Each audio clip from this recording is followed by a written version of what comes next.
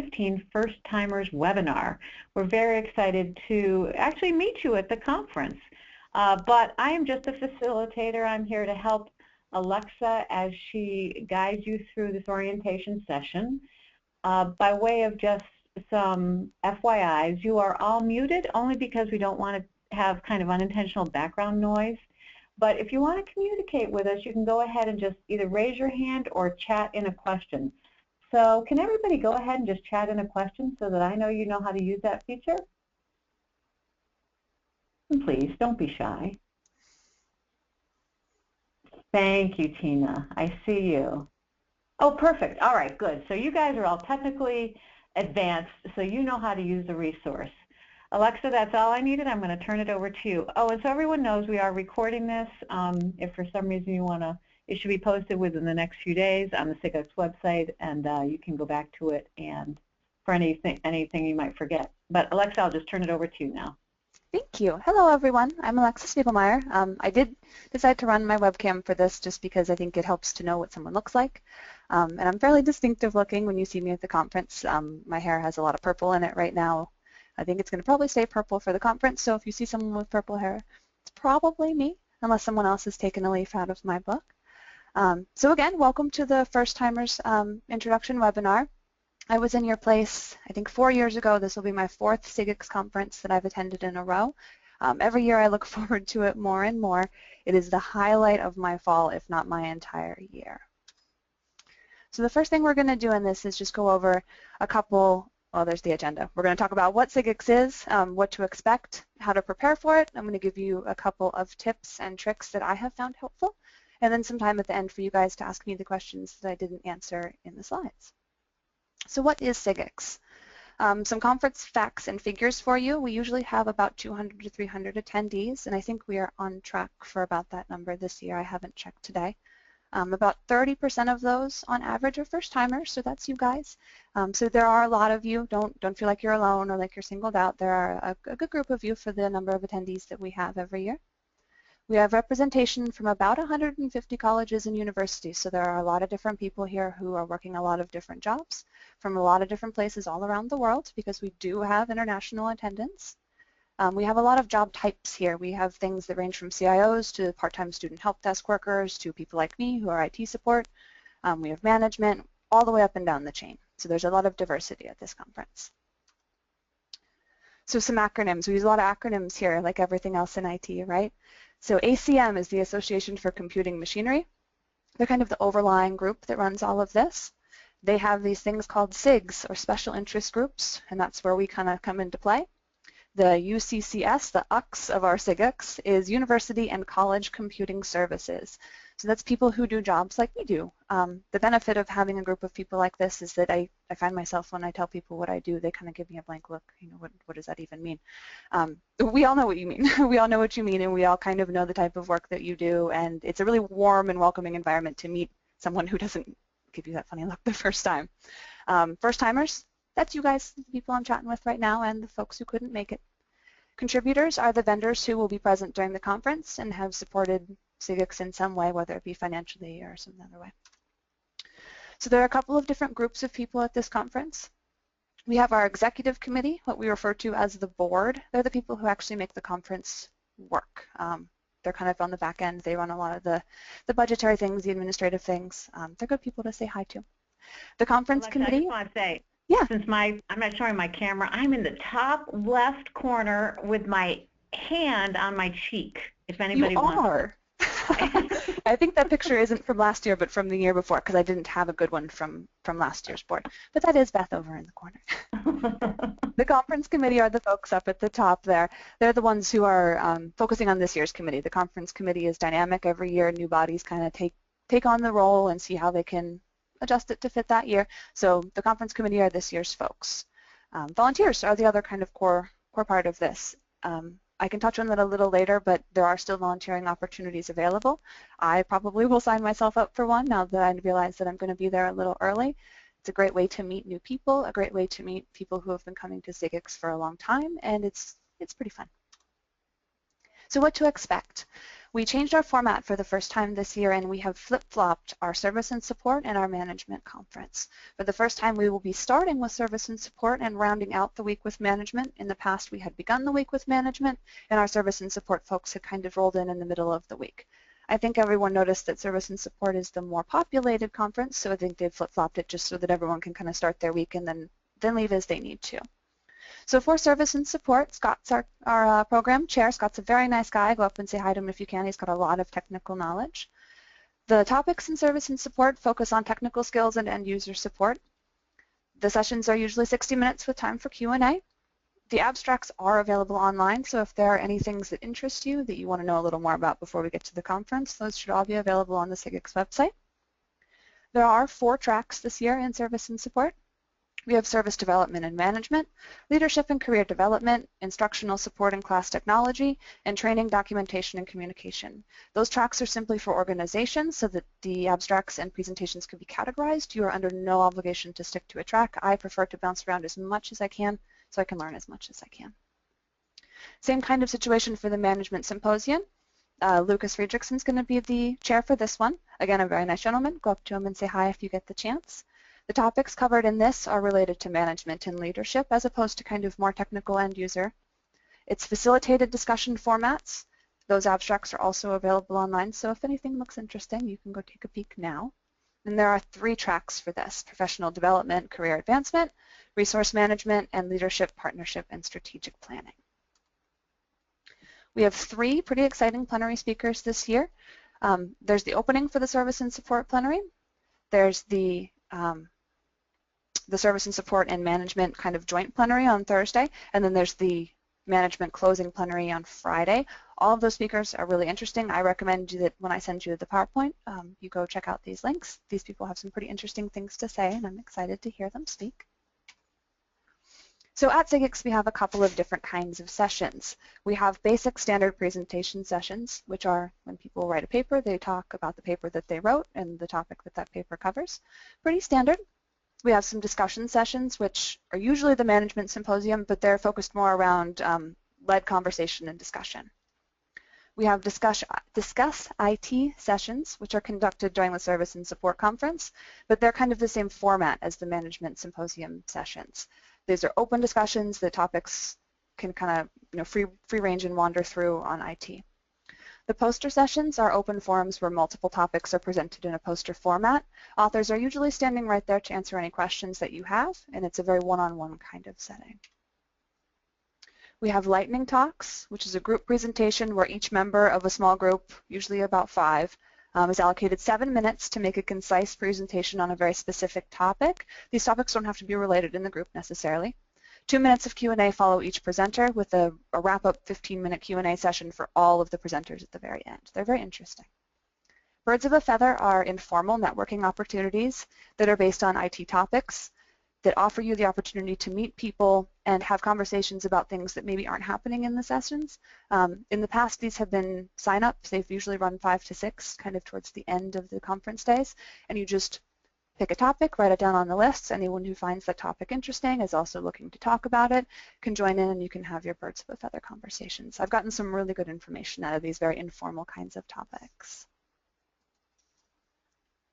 There are a couple of awards that happen at SIGUCCS every year. For the first timers, I found this a little overwhelming my first time, so being prepped that there are awards happening is nice to know. These awards are given out for distinguished service, Hall of Fame type awards. There are communication awards that happen based on documentation, things like that. In higher ed, we often don't get a lot of recognition, so this is a nice way to give some recognition to our SIGUCCS members. This is a biggie. Networking. Networking and making new contacts is 100% the best benefit from attending SIGUCCS, hands down.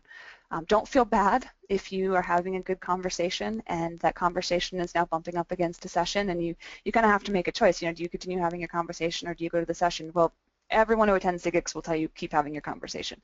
The picture on the slide was a hilarious find as I was making this slide. I didn't know the picture had been taken last year, and that was candid of a colleague and I blatantly blowing off a session to have a really, really good conversation with an associate dean from another college. Jeff, my colleague, and I still talk about that conversation today. So those things can really have a long-term impact on you. So please, please blow off sessions if you're having good conversations. Just go to a couple of them. A couple of good ways to make new contacts at this conference. Breakfast. Breakfast is usually a continental affair, so go in, sit down with someone you don't know. I used to challenge myself to sit with a new table every day, make new friends, make sure that everyone at the table was a new face so that by the end of the day, hopefully they weren't. Hang out in our hospitality suite. We'll talk about that a little bit more later. Put away your technology. We are all IT folks, so I think most of us kind of have an introverted leaning, and it's easy for us to kind of hide that by, looking at our phones, reading our iPads, working on our laptops, anything like that. Put it away. Put it away and just start talking and engaging with the people around you. I think you'll find that most of us tend to open up a little more when there's not a phone in between us. Volunteer, like I had said, it's a great way to rub elbows with people that you maybe wouldn't get a chance to meet any other way. Approach people. At SIGUCCS, we are usually very friendly. We're known for being friendly and outgoing. So if someone's having a conversation that looks interesting or sparks your interest, just walk up, say hi, and kind of barge right in and see what you can do. Find groups to join for lunch and dinner. This is a big one. We love going out in groups, and we love finding new people to go with us. So if you can find a group to go out to any of our free meals with, join in. I will be gathering folks and interest for a newcomers dinner on our first night on Monday, just so that we can break the ice a little bit, kind of as a team. But the next couple of nights, please go out and find folks to have dinner with. It can usually be a good time. So like I had just mentioned, there will be a newcomers orientation. 5:30 p.m. Monday evening, we will meet in a room that it's on the schedule. I wasn't able to track down exactly if that was going to be the room we would meet in, but by the time you get there, it will be updated. It'll be a great way to establish an initial group of contacts because, hey, we're all in this together, right? I mean, you guys have never done this before, and I've actually never been the newcomer coordinator before, so technically it's new for everyone. And we're going to do a quick, fun, and exciting speed networking game that I had done previously, and I'll do it with you guys because I want to get a chance to meet everyone too. It follows the speed dating format, but it'll be a great way for us to just really quickly kind of see everyone's face, get everyone's name, maybe find out where they work, and I don't know if they have any pets, kids, family, something like that. So the hospitality suite. This too has become a personal highlight of SIGUCCS, I think for everyone that has been to the conference. Every night from 9 p.m. to midnight, usually in one of our dining rooms. Whoops, that's a typo. I should have changed that. I apologize. The room will be on the schedule. It's not VIP dining room too. But the hospitality suite is usually a chance for everyone to kind of come together at 9 o'clock at night and wind out our nights in a very social way. There are board games and card games. I have gotten into some pretty heated Trivial Pursuit matches in the hospitality suite before. But lots of card games and lots of fun, lots of laughing. Usually this is everyone's chance to kind of cut loose and just sit around and converse and chat and play and have fun and make new friends. And you can see from the picture everyone's yucking it up pretty hard because I think everyone was playing Cards Against Humanity. So the Gala Dinner is another kind of fun highlight of the conference. This year it will be at the Dali Museum, which I was looking at the website. Looks absolutely amazing, and I recommend everyone check it out. The dinner usually is really good food. The menu this year from our conference committee looks absolutely amazing, so I'm very excited. You can see from the picture on the left there, we have two clips of gala attendees. We've got the people who form a conga line and start dancing, and then we've got on the right here the guys who are always hiding behind their phones. So try to be like the team on the left over there getting in the conga line. And you can see Beth there with her red SIGUCCS tag pulling up the rear of the conga line. And I am a conga line kind of girl, yeah. I think they happen every year whether or not we mean them to, so keep an eye out for that. A little bit of social media. We do have a Facebook group just for overall SIGUCCS and for the conference for the year, so please feel free to join up with us and keep in touch. We usually have a Twitter and Instagram. It's usually the year. I will verify when I get there. It's usually hashtag SIGUCCS, probably 15 for this year. So please share your stuff with us so we can all, interconnect and see what's going on. We do have a LinkedIn group, and for the majority of our photography, Shutterfly is what we use. So, please help yourself to uploading and viewing all the pictures from there. There are usually tons and tons and tons of them, and they're very entertaining to sift through. So how to prepare. This is the stuff you guys really care about. Quickly, if you have any special dietary needs, please let us know as soon as we can so that we can accommodate those. But if for whatever reason you forget, don't let us know, something like that. let us know as soon as you can when you get to the conference. In addition, when you go out for large meals, please let the groups know. Often it's tougher to repick a restaurant than it is to pick one with those accommodations in mind. And I know myself, I have lots of friends who have weird dietary restrictions, so I'm happy to accommodate whatever we can. So what to pack? Dress for comfort. The picture that I used here is actually just simply to illustrate the variety of clothing that people consider business casual. You can see in the background there are ladies in heels and skirts. There's a gentleman in a polo and jeans. There's a gentleman in a button-down flannel and jeans. So business casual is a pretty broad definition. Usually folks who present or who are on the committees tend to dress up a little more. Folks who are just going to be attending sessions and maybe aren't so involved in the conference are a little more laid back, but what I definitely recommend is comfy walking shoes. These conferences usually have a little bit of walking from room to room, but additionally groups will often go out either for long lunch walks, to find a restaurant somewhere else, or just to go visit sites or on local tours or something like that, and having comfy shoes is pretty clutch. Keep in mind that St. Petersburg weather in November is probably warm. I've been checking the weather recently and it's been in the 70s and 80s there, and I'm incredibly jealous, so I can't wait to get some warm weather going. Also make sure you pack business cards. We do a lot of networking, obviously, at these conferences, and a really good way to ensure that those networking contacts are more long-lasting is to trade business cards. Also bring your laptop and mobile devices. There usually is conference Wi-Fi, and from what I read, we will have conference Wi-Fi at the hotel this year as well. So please feel free to bring your devices so that you can stay connected with everyone. And rep your school if you can. I got to dig out my Penn State clothes and see if I have any that I can wear. So the next step in this is Schedule.org. In the past we had used a different application. This time we are switching to Schedule.org. It looks pretty neat so far from what I can tell. It seems to have all the functionality and it's actually a little nicer looking, I think. It's a free mobile conference companion. It's a free account to log in, so it's free and fairly easy to set up. And you can sync it with Android, iPhone, Windows phones, those kinds of things, so that you can plan your schedule and have it push right to your phone, which is pretty helpful. There will be paper versions of the schedule available by request, I believe, at the registration desk. So if you don't have a phone, don't want to use it, you accidentally throw it out there playing window when you're on the way, whatever, what have you, we still have your back. Evaluating sessions. So when you go to sessions, it's wonderful. We love seeing people learning and finding out new things and meeting new people, but it's very important that you give these folks feedback, because as presenters, how else are we supposed to grow and get better if we don't know if we've done a good job or not, or if there are any things that we can improve on. I believe that can be done through Schedule.org, so just keep an eye on that and make sure that if someone really blows you out of the water, or if there was something you think someone can improve on, or even just to let them know, hey, your presentation was great, I really appreciated it, feedback is important. So a couple of tips and tricks. This is kind of the big stuff. Don't be afraid to ask questions. Like I have said a couple of times before, most of us at this conference are kind of awkwardly outgoing for IT people, so we're always happy to engage in conversations with people. Even if it's not stuff that we know about now, we can probably learn. Wear your name tag and keep it visible. As you could see in some of the pictures before, we're given kind of necklace-style, lanyard-ish name tags with our names in very, very large letters in our universities underneath it. Wear that and keep it visible, because we meet between 200 and 300 new people at this conference. It's very easy to remember faces, but very difficult to remember names. Even for those of us who work in user support who do it all the time, I think I top out at like 20 to 30 new names a day. So having those name tags visible is really helpful, because you can look at someone's face and say, hey, I know you, and then look at their name tag and remember their name. It prevents a lot of awkwardness. Alexa, just a quick question for the Schedule.org. Yes. Is there an app that we can download now, or is it somehow linked off of the website? Like, I was trying to find it, and I'm having a little bit of a hard time. And then a question is, what was the Schedule.org address? It is. If you go to the, I'm sorry, I should have included that. And I'm not sure about the app because I haven't tested it yet. I will probably test it closer to when we get there, and we can touch on that at the Newcomers Orientation if there's any kind of follow-up squirreliness. But if you go to the SIGUCCS website here, I'll escape out real quick. And one of our first-timers already has it. Oh, look at you. So if you go to SIGUCCS.org, you can see over here in Schedule, it's SIGUCCS2015.schedule.org, but I always just cheat and get to it through the website. So there it is if you need to see it. And this is kind of what it looks like. I think it's pretty slick looking.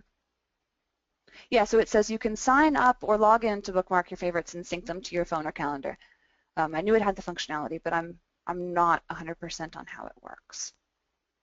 Great, thank you. Yeah, sorry I'm not as versed on that as I probably should be. No, no, no. I think it's fine. You've shown us exactly where people need to go to get more information. So. Oh, sorry, I think my computer crashed. Sorry, guys. Take your time.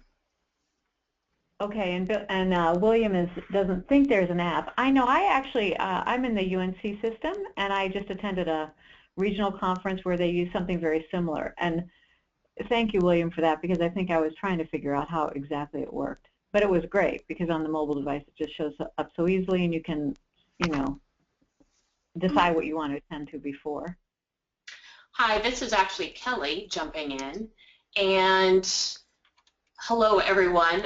Just to let you know, no, there's not an app, but what you do is you put a bookmark to it on your mobile device and have easy access through a bookmark that you can get very easily from the SCEDGE webpage. Perfect. Your timing could not have been better, Kelly. Thank you very much. All right, so I'm back up and running. Sorry about the minor crash, guys. My little laptop is struggling under this webinar software. So once we've talked about, use SCEDGE.org to plan your agenda. But like I had said before, toss that schedule to the wind if you've got a good conversation going, or if you're making new contacts, or if you feel like you're really in a groove having, a conversation and learning something. Don't be too stringent about your schedule. And like I said before, bring a lot of business cards. You'll be glad that you did. 200 to 300 probably, with an extra couple just in case you lose them. I think when I finally got my business cards, I went through over 150 of them the one conference. It was crazy. If your schedule allows it in the evening, or if you're not too tired, do drop by the hospitality suite. It has been referred to as a riot before in one of its more calmer terms, and it's a great way to make new friends and get a couple of laughs in. Be open to new ideas. There's a lot of knowledge and a lot of expertise floating around this conference, and I found that by kind of going into it with an open mind and asking people what they think about things, it often shifts my perspective as well. Get to know other newcomers. You guys are kind of in it as a team, and we will do our best to facilitate you getting to know one another so that you can then maybe form some groups and go out and get to know other people as well. It's easier as a team. Search common areas before non-conference meals. This is my best way to network and get to know folks. Often groups will kind of linger for 5 to 10 minutes in common reception areas or hotel front desk areas, just so that we can see if we can pick up stragglers to go along with us. So if you're a group and you're going out, maybe hang out for a couple minutes and see if anyone wants to join. Or if you're looking for someone to go get a meal with, maybe hang around those common areas and glom onto the first team that you can see. Additionally, you can always come find me. I'm happy to facilitate introducing you guys to the long-standing conference members. Although this is only my 4th year, I think I know most everyone's faces and names, and I'm happy to introduce you as quickly as I can. So that's all the information that I have for you guys. This is the part where I think we open it up and see what kind of questions I didn't answer. Absolutely. So if anybody has a question, go ahead and type it in, and I'll let Alexa know what it is.